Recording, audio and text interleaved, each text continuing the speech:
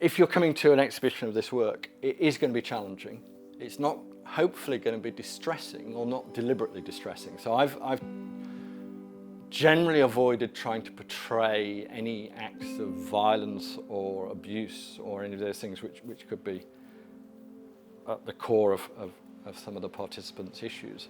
But nonetheless, every painting is around and is focused on someone's mental health journey, and sometimes that can be quite distressing. I hope that the overall feeling coming away from it is one of hope and positivity, even if some of the individual pieces are maybe slightly bleaker. And what is interesting is having done exhibitions in the past, what you find is that people relate maybe only to one of the paintings, but they relate to it very powerfully.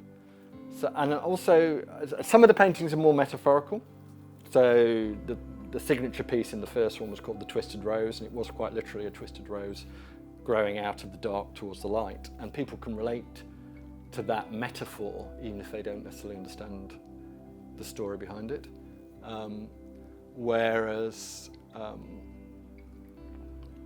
trying to think of some of the ones sort of like Adam the paramedic, which shows the paramedic in a uniform and him inside it, is a much more personal to him and much more specific. So I think people react differently to different paintings, but they should certainly be prepared to be challenged. It's not an exhibition of nice landscapes or flowers. It is more thought-provoking.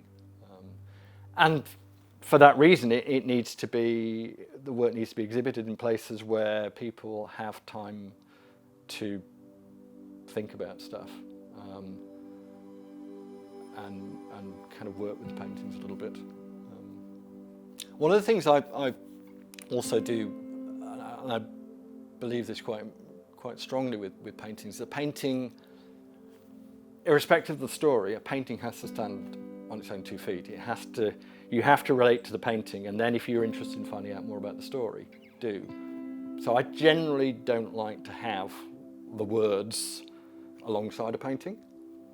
I'd rather people see the paintings, interpret them, relate to them, get something out of them or not, and then are sufficiently motivated to read up about Sharma's story or Adam's story or